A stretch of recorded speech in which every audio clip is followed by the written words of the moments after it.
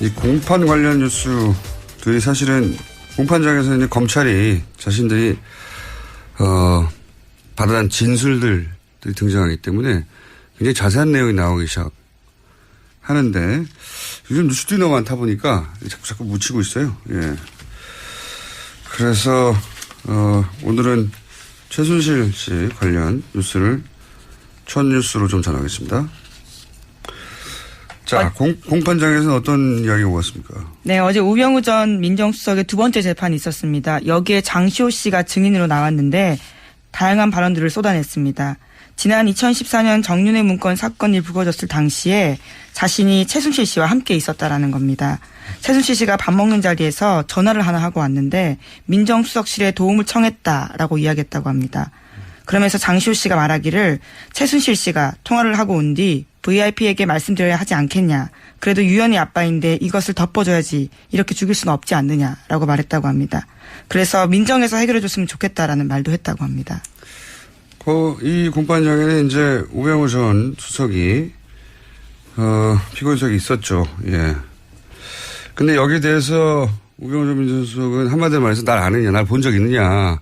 장시호 씨는 본 적이 없는 거죠. 네, 예. 쏘아붙이면서 째려보기도 했다고 합니다. 예. 원래 이제 재판장에서 판사가 물어보기도 하거든요. 예. 직접 물어볼 말이 있느냐고. 그렇게 발언권을 줄 때 이렇게 물어볼 수가 있습니다. 근데 어제는 발언권을 주지 않았는데도 물어봤다고. 네, 끼어들어서 재판장에 제지를 받았다라고 예. 합니다. 직접 봤냐 이거죠. 예. 본인이 할 수 있는 가장 큰 공격인 거죠. 날 봤어? 나 알아? 이거 아니죠. 이거죠. 근데 어차피 뭐 직접 봤냐 안 봤냐는 그다지 중요하지 않아요. 예. 네, 또 물증도 나왔거든요, 어제요. 네. 재판에서 장시호 씨가 지난해 7월 달에 최순실 씨 가방에서 민정수석실 문건 발견하고 찍어둔 사진 파일 나왔었습니다. 여기에는 이철성 경찰청장, 우리은행장, KTNG 사장 등의 평가가 담겨있는 자료가 있었고요. 여기에는 민정수석실 검증 완료라는 메모지도 붙어 있다고 합니다. 민정에서 나온 문건에는 민정이라고 써 있어요. 예. 그래서 문서가 자기 혼자 갑니까? 최순실 씨가 민정수석실에 들어가서 이거 뜯어와서 가져왔나요? 책상 뜯고. 예. 문서가 나간 거죠. 근데 이제 저는 이거 보면서 무슨 생각이냐면 어제죠. 어제 법정 구속된 이영선 전 청와대 경호관. 예, 최순실. 벌써 그제가 됐습니다. 예, 그제군요. 예. 최순실 씨에게 휴대폰을 몸으로 닦아서 줬던 하도 오래돼가지고 이제요. 예, 그 경호관요. 근데 이 경호관은 특검이 마지막으로 영장을 청구했던 사람입니다. 특검 종료되면서 마지막으로 영장을 청구했는데 기각됐죠. 구속 사유가 안 된다고 이제 영장 판사가 판단한 건데, 근데 네, 1심 법정은 부족하다 그랬습니다. 그렇죠. 구속과 잘 필요는 뭐 있냐 이거죠. 한마디로 말해서. 근데 1심 법정은 법정에서 바로 구속시켜 버렸어요. 그러니까 그 구속 영장을 기각시킨 판사가 이후에 이제 우병우 전 민정수석 공판을 보다 생각이 난 건데 다시 또 기각을 시켰고 정유라 영장도 기각을 시켰죠.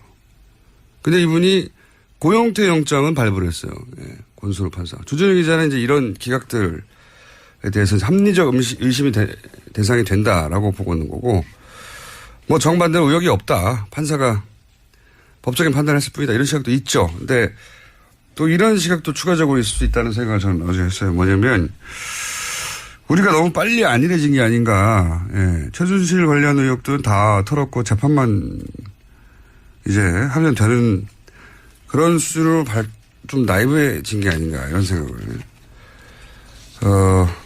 저는 했는데 어제 장시호 씨가 이렇게 말했잖아요. 서류를 주고 차관 인사가 나니까 김정돈 차관이 대단하십니다라고 이제 대단하다고 생각하겠죠. 문서 주는 즉시 최순실 씨가 차관이 바뀌었으니까요. 차관이 바뀌니까요. 1급 이상은 대통령만 할 수 있는 인사권한인데 최순실 찍으면 바뀌는 거 아닙니까? 그걸 눈앞에서 본 거죠. 대단합니다 하고 그리고 그 모습을 상상해 보면 최순실 씨가 얼마나 흐뭇하고 뿌듯하게 웃었을까 그 앞에서 생각을 할 수 있는데 상상해 볼 수 있죠. 그래서 저는 최순실 씨가 이런 일이 반복됐을 거 아닙니까? 일종의 권력 중독이지 않았을까. 누구든지 자기가 말하면 날릴 수 있고 혹은 임명할 수 있고 그런데 그로 인해서 책임을 아무것도 질 필요가 없어요. 얼마나 신나요. 동시에 그거 때문에 자기한테 인사청탁을 했거나 또는 그걸 본 사람들이 다 고개를 저어야 될 거 아닙니까? 심각한 권력 중독이기 때문에 우리가 아는 만큼만 휘둘렀겠냐 이거죠. 네. 저는 훨씬 더 많은 일들이 있었을 것이다. 장시호 씨가 어제 이런 이야기도 해서 눈에 좀 띄었는데요. 이모가 항상 서로 개인 생활까지 다 알고 있어서 대통령이 나에게 약점을 잡혔다고 말했고 VIP가 나를 어려워한다 이런 주장을 했다고 합니다. 최순실 씨가 그렇게 생각하고 실제 권력도 휘두른 정황이 굉장히 많고 그런 정도의 권력 중독이었다면 저질렀던 일들 밝혀지지 않는 것들이 많았을 것 같다. 아직도 많을 것 같다. 그 과정에서 얻어낸 이익권이나 그 이익권으로 얻은 이익, 실질적인 이익이 또 해외로 빠져나간 그런 은닉 자산들 굉장히 많을 것 같다. 꼭 다시 찾아야 된다 이건. 다시 한번 다짐을 했습니다. 이런 식으로는 절대 성공할 수 없다는 사례를 꼭 남겨야지 되지 않겠나. 자, 그래서 저희가 오늘 이번 주 오늘부터 다시 은닉 재산 추적 프로그램을 시작합니다. 자, 다음 순요. 네, 어제 박근혜 전 대통령이 검찰에서 한 이야기도 잠깐 뉴스에 나왔었는데요. 최순실 씨와의 관계는 완전 소설이고 자기도 관련 뉴스 보고 놀라움의 연속이었다. 이런 이야기를 했다고 합니다. 게다가 정유현에 대해서는 이름 자체가 머릿속에 있지도 않다라고도 부인했다고 합니다. 박근혜 전 대통령이. 예. 네.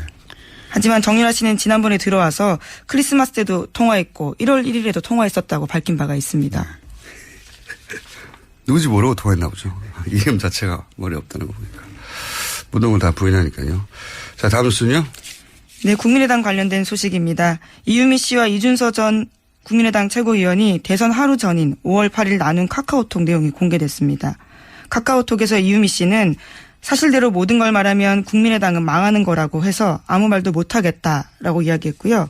이준서 전 최고위원은 사실대로라면 무엇을 말하는 것이냐고 물었습니다. 그러자 이유미 씨는 개인 간에 가볍게 나눈 대화다라면서 판슨스 스쿨 동료와의 이야기를 이런 식으로 평가했습니다. 저는 이제 어제도 말씀드렸지만 이 카톡은 고소고발 상태에서 증거가 될 수 있다는 걸 둘 다 인지한 상태의 대화다. 그러니까 그냥 그대로 보면 안 되고 그걸 염두에 두고 봐야 된다. 이제 이유미 씨는 나는 사실대로 말하자고 했다는 알리바이를 남기는 문자일 수도 있고요. 단순 걱정이 아니라. 걱정이 있다 하더라도 동시에 알리바이를 남깁니다. 윤선 씨는 나는 아무것도 모른다는 알리바이를 남기기 위한 문자. 왜냐하면 이게 곧 공개될 수도 있다고 생각하면서 문자를 하는 거라는 거예요. 예, 당시 이미 고소고발이 되어 있던 상태였습니다. 그리고 실제 이 대화가 좀 말이 안 되는 부분이 있어요. 왜 그러냐면 이제 이유미 씨가 사실대로 모든 걸 말하면 국민의당은 망하는 거라고 하셔서 아무 말도 못 하겠어요. 이렇게 얘기했단 말이죠. 이 말은 그 이전에 여러 차례 사실대로 말해야 하는 거 아니냐. 그 사실이 무엇인지는 제쳐두고라도 그런 얘기를 주고받았다는 얘기죠. 서로. 그런데 여기서 이준서 씨의 대답은 마치 처음 듣는다는 듯이 무슨 말이냐고 되묻거든요. 대화가 어색해요. 그렇잖아요.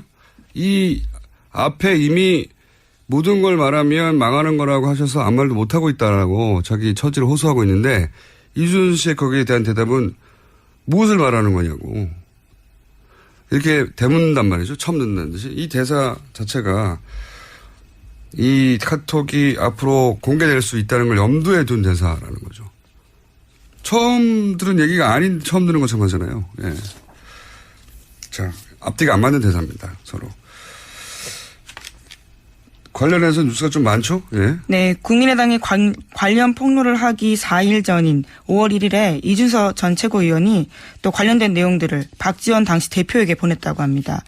이 전 최고위원은 박 전 대표의 전화기 2대 중 한 대에다가 관련된 화면을 보냈고 통화까지 시도했는데요. 통화는 되지 않았고 재차 메시지를 보냈다라고 합니다. 하지만 박지원 전 대표는 이런 내용은 실제로 보고받지 못했다라고 당 진상조사단에 진술했다고 합니다. 그러니까 이제 당과 연결된 고리들은 없다. 예, 직접 당 최고 지도부하고 연결된 고리는 없다는 얘기인 거죠. 예. 본인 휴대폰이 하도 폭탄 문자가 많이 와서 놓고 다녔다는 거잖아요. 두 개가 다른 있었는데. 폰을 예, 썼다라는 다른 폰을 취지 썼다. 이야기인데요. 어쨌거나 한 핸드폰에 메시지가 들어갔다라는 건 사실이라는 거죠. 네, 그럼 비서관이 확인을 했지만 예. 뭐 이 정도로 중요하면은 따로 전달하겠지 하고 전달 안 했다는 거고요. 예. 이럴 수도 있습니다. 뭐 실제 이런 일이 있을 수도 있죠. 또는 유선으로 전달했을 수도 있고요. 네. 근데 여기서 중요한 건 어쨌든 당과 연결된 고리는 없다. 이것이 이제 당의 입장인 거죠. 현재까지. 예. 하지만 당 진상조사단에서는 관련된 내용이 삭제됐는지 여부는 분석하지 않았다라고 밝히고 있습니다. 분석할 수가 없겠죠. 네. 이건 수석실 문건 발견하고 찍어준 사진 파일 나왔었습니다. 여기에는 이철성 경찰청장, 우리은행장, KTNG 사장 등의 평가가 담겨 있는 자료가 있었고요. 여기에는 민정수석실 검증 완료라는 메모지도 붙어 있다고 합니다. 민정에서 나온 문건에는 민정이라고 써 있어요. 네. 그래서 문서가 자기 혼자 갑니까? 최순실 씨가 민정수석실에 들어가서 이거 뜯어와서 가져왔나요? 책상 뜯고. 예. 문서가 나간 거죠. 근데 이제 저는 이거 보면서 무슨 생각이냐면 어제죠. 어제 법정 구속된 이영선 전 청와대 경호관. 예, 최순실. 벌써 그제가 됐습니다. 예, 그제군요. 최순실 씨에게 휴대폰을 몸으로 닦아서 줬던 하도 오래돼가지고 이제요. 예, 그 경호관이요. 근데 이 경호관은 특검이 마지막으로 영장을 청구했던 사람입니다. 특검 종료되면서 마지막으로 영장을 청구했는데 기각됐죠. 구속 사유가 안 된다고 이제 영장 판사가 판단한 건데, 근데 네, 1심 상당성이 법정은 부족하다 그랬습니다. 그렇죠. 구속과 잡히는 뭐 있냐 이거죠. 한마디로 말해서. 근데 1심 법정은 법정에서 바로 구속시켜 버렸어요. 그러니까 그 구속 영장을 기각시킨 판사가 이후에 이제 우병우 전 민정수석, 우병우 민정수석 공판을 보다 생각이 난 건데 다시 또 기각을 시켰고 정유라 영장도 기각을 시켰죠. 근데 이분이 고영태 영장은 발부를 했어요. 예, 권순우 판사. 주준희 기자는 이제 이런 기각들에 대해서 합리적 의심이 대상이 된다라고 보고 있는 거고, 뭐 정반대로 의혹이 없다. 판사가 법적인 판단을 했을 뿐이다. 이런 시각도 있죠. 근데 또 이런 시각도 추가적으로 있을 수 있다는 생각을 저는 어제 했어요. 뭐냐면 우리가 너무 빨리 안일해진 게 아닌가. 예, 최순실 관련 의혹들은 다 털었고 재판만 이제 하면 되는 그런 수준으로 좀 나이브해진 게 아닌가 이런 생각을 저는 했는데 어제 장시호 씨가 이렇게 말했잖아요. 서류를 주고 차관이 생각나니까 김정돈 차관이 대단하십니다라고 이제 대단하다고 생각하겠죠. 문서 주는 즉시 최순실 씨가 차관이 바뀌었으니까요. 차관이 바뀌니까요. 1급 이상은 대통령만 할 수 있는 인사권한인데 최순실 찍으면 바뀌는 거 아닙니까? 그걸 눈앞에서 본 거죠. 대단합니다 하고 그리고 그 모습을 상상해 보면 최순실 씨가 얼마나 흐뭇하고 뿌듯하게 웃었을까 그 앞에서 생각을 할 수 있는데 상상해 볼 수 있죠. 그래서 저는 최순실 씨가 이런 일이 반복됐을 거 아닙니까? 일종의 권력 중독이지 않았을까. 누구든지 자기가 말하면 날릴 수 있고 혹은 임명할 수 있고 그런데 그로 인해서 책임을 아무것도 질 필요가 없어요. 얼마나 신나요. 동시에 꺼줘야지 이렇게 죽일 수는 없지 않느냐라고 말했다고 합니다. 그래서 민정에서 해결해 줬으면 좋겠다라는 말도 했다고 합니다. 이 공판장에는 이제 우병우 전 수석이 피고인석이 있었죠. 예. 근데 여기에 대해서 우병우 전 민정수석은 한마디로 말해서 날 아느냐, 날 본 적 있느냐. 장시호 씨는 본 적이 없는 거죠. 네, 예. 쏘아붙이면서 째려보기도 했다고 합니다. 예. 원래 이제 재판장에서 판사가 물어보기도 하거든요. 예. 직접 물어볼 말이 있느냐고. 그렇게 발언권을 줄 때 이렇게 물어볼 수가 있습니다. 근데 어제는 발언권을 주지 않았는데도 물어봤다고. 네, 끼어들어서 재판장의 제지를 받았다라고 예. 합니다. 직접 봤냐 이거죠. 예. 본인이 할 수 있는 가장 큰 공격인 거죠. 날 봤어? 나 알아? 이거 아니죠. 이거죠.